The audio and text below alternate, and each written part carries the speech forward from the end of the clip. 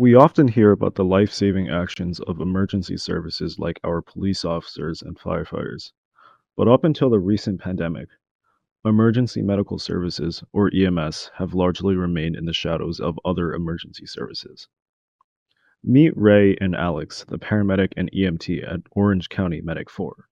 Ray and Alex are one pair of paramedic and EMT that frequently work together. Most EMS units are like Ray and Alex. Here is Shelley, another EMT at Orange County. Usually, an advanced life support paramedic is paired with a basic life support EMT like Shelley, and together they form a team that responds to emergency calls. After performing an equipment check on their ambulance, which is stocked to be like a mobile intensive care unit, the individuals that are part of this system often hold the front lines for health care of the acutely ill and the underserved. Paramedics and EMTs in North Carolina's majority rural environment are trained to provide everything from basic health advocacy and transport to emergency life saving medications and airway, cardiac, and even surgical interventions for those suffering the worst days of their lives. Some calls, they are faced with patients in dire circumstances that require their advanced life support, where they may be the first healthcare providers a critical patient sees. Sometimes they are also the last. More often, their jobs entail being the frontline healthcare advocates in rural places and small towns, where some individuals do not have easy access to healthcare. A struggling rural healthcare system means that seemingly minor ailments can become something to call 911 for, and paramedics in uniforms and steel toed boots will come rushing into someone's home. Family members may be unable to take care of an aging individual and need EMS to help check him or her out. It shows that being a paramedic or EMT is not just about providing medical care. It's also about being there for people during some of the most difficult moments of their lives.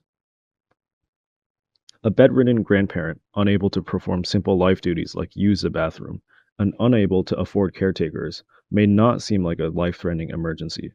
But these professionals understand that their responsibilities sometimes entail merely lending a helping hand and medical advice. Paramedics and EMTs deal with the constant flux between simple, non critical calls to take care of sick people and those who are on the brink of death. Some calls, they know exactly what is wrong with the patient, but are not equipped to provide life saving interventions for that condition except to drive fast and pray for the best. Those calls are said to be the worst. But these professionals are people too.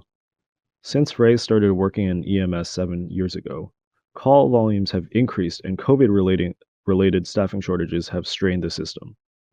Ray, Alex, and many other EMS professionals work 24-hour shifts, and their bodies often take the toll. After all, waking up in the middle of the night for an adrenaline fueled emergency response isn't exactly healthy. Their job deals with a flurry of chaos, people in pain, fast driving, and life changing decisions. The stress adds up. During their off time, they must find ways to de stress. If you visit an Orange County EMS station, you might find unique styles of humor filling the room. Other times, cleaning up the station may be another reprieve from the hustle and bustle of responding to emergency calls. But when the tones go off, duty calls, and they will be there for you.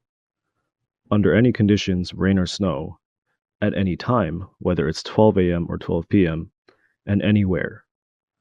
They are part of a prepared, coordinated, and integrated emergency services system.